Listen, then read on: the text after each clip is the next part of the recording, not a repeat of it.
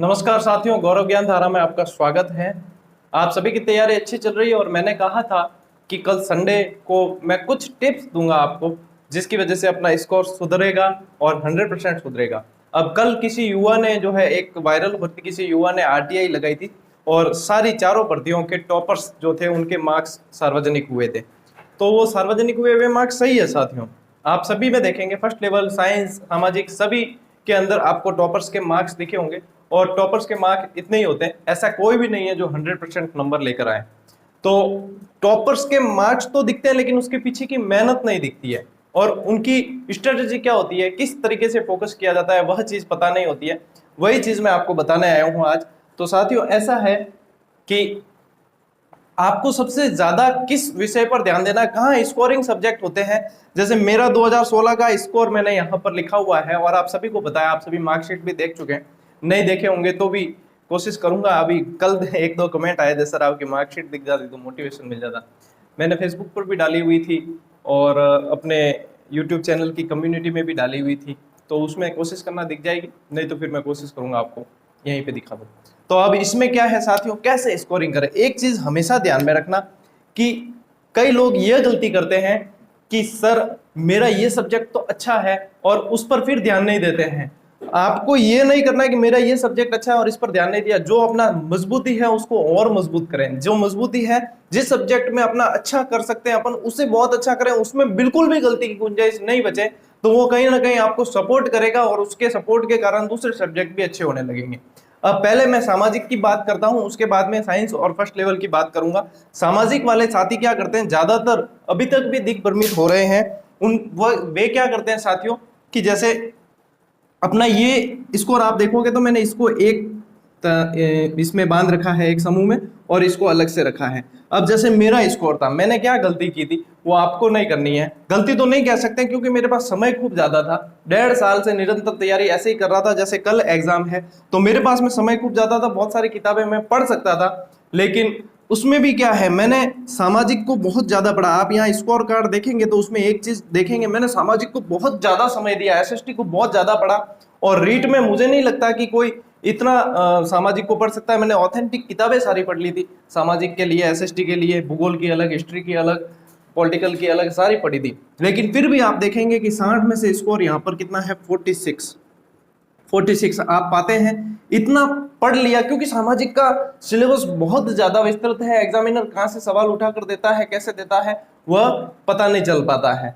तो इतना पढ़ने के बाद भी यहाँ पर स्कोर 46 और यहाँ के सब्जेक्ट में आप देखेंगे 30 में से 29, 30 में से 26 और 30 में से 24। जबकि संस्कृत ऐसा विषय था जिसको 10वीं के बाद पढ़ा ही नहीं, लेकिन एक स्ट्रेटेजी होती है, एक रणनीति होती है, उसके तहत अपन तैयार कर सकते हैं। मैंने हर विषय की रणनीति जो है विद्यार्थियों की मदद के लिए चैनल पर डाल रखी है। रीड के लिए मार्गदर्शन नाम से प्लेलिस्ट के अंदर देख लेना आप, जब भी किसी भी विषय में समस्या होती है तो उसको उस ढंग से तैयार कर सकते हैं। अब क्योंकि मेरी मजबूती इसमें थी और मैंने इसको और मजबूत किया था, तो आप देखेंगे कि इसने मुझे बहुत सपोर्ट किया। और ये 3 नंबर जो 90 मार्क्स होते हैं, ये मैं हमेशा कहता हूं कि 90 मार्क्स पर ज्यादा फोकस करना है। ये जो 90 मार्क्स है इसमें से आप पाएंगे कि मैंने 79 अचीव किए थे। इन तीनों की टोटल करेंगे तो 79 अचीव किए थे और सामाजिक जो 60 नंबर की थी उसमें से 46 आए थे। अब हालांकि ये होता है, उन 4 प्रश्नों का मुझे आज भी मलाल रहता है जो जिसे मैं आते हुए गलत करके आया था। लेकिन ये सिर्फ मेरे साथ नहीं हुआ, हर उस प्रतियोगी के साथ होता है कि 2 से 3 सवाल, 4 सवाल ऐसे होते हैं जो उसे कंफर्म आते हैं, लेकिन वह कंपटीशन का हिस्सा होता है, वह उसके गलत होते ही हैं। आपने भी कई सारे एग्जाम दिए तो आप देखेंगे कि आते हुए सवाल आपके गलत हुए और फिर वापस आके जब गोला भर देते हैं कई बार तो तुरंत तभी याद आ जाता है, अरे ये मैंने गलत कर दिया।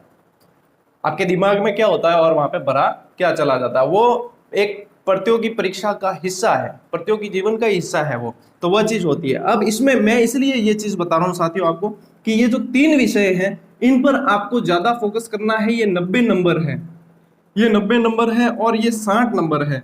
अब यदि आप देखेंगे इनका रेशियो यदि 20-20 के 20-20% में बांटा जाए अगर, तो भी ये जो चीज होती है साथियों वो आपकी 60% चीज है, 60% है और बाकी सामाजिक जो बची वो 40% है। अब आप करते क्या है, आपका 60% टाइम तो आप दे रहे हैं सामाजिक को और 40% टाइम दे रहे हैं यहाँ पर। जबकि आपको करना क्या है, यदि रेशियो भी देखा जाए तो 60% टाइम देना है आपको इन 3 विषयों पर और 40% देना है सामाजिक पर।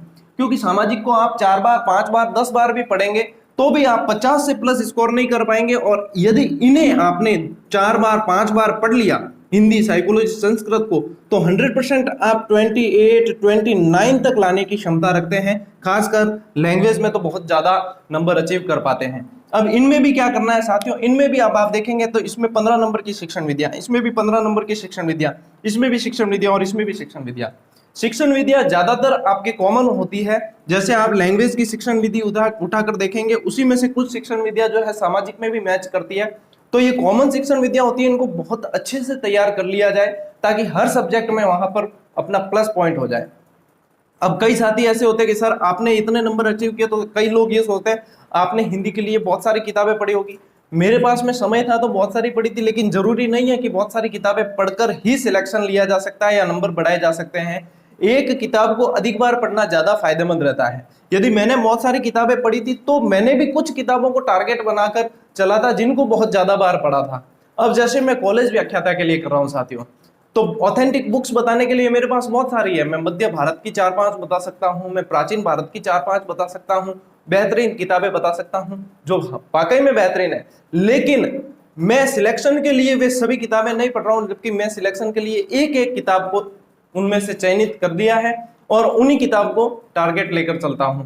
अब 20 सीटें हैं, सिलेक्शन होना नहीं होना, समय कितना दे पाते हैं, वो सब अलग बातें हैं। लेकिन अपनी मेहनत जब अपन करते हैं तो इस रणनीति से की जाए। तो आपको भी अब दिग्भ्रमित नहीं होना है। किताबें एक तो एक ही रखें आप सभी की, इनके साथ में सभी की एक एक किताब लेते हैं तो सभी के साथ में ऑब्जेक्टिव जरूर रखें। ऑब्जेक्टिव से आपको प्रश्नों का स्तर पता चलता है, प्रश्नों पर अभ्यास होता है तो वहां पर गलतियां नहीं होती है। और प्रश्नों से यह भी पता चलता है कि आपका सब्जेक्ट में कौन सा टॉपिक वीक है और किसको तैयार करना है। इसलिए मैं ऑब्जेक्टिव का आपको साथ में कहता हूं। तो क्या आपके दिमाग में होगा फिर कि क्या सर सामाजिक को नहीं पढ़ा जाए या कम पढ़ा जाए? तो साथियों, जैसे आप 10 घंटे पढ़ते हैं, मान लीजिए आप 10 घंटे पढ़ रहे हैं दिन के, तो 6 घंटे आप इन विषय को दे देते हैं और 4 घंटे या 3 घंटे भी सामाजिक को देते हैं तो भी पर्याप्त होंगे, क्योंकि आप इतने में कर सकते हैं, आराम से हो जाएगी। 3-4 घंटे में सामाजिक को देते हैं तो अच्छे से तैयार की जा सकती है। मेरा आज का वीडियो लाने का उद्देश्य यही है कि इन 90 नंबर पर आप बिल्कुल अच्छे से फोकस करें।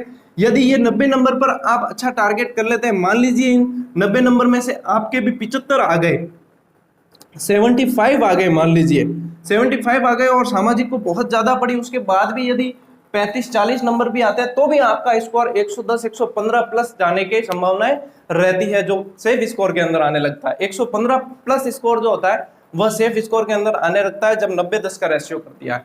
जब 70-30 का रेशियो था तब उसमें थोड़ी सी शंकाएं रहती थी और कई साथी ऐसे भी है जो इस रेशियो की वजह से रहे हैं बाकी।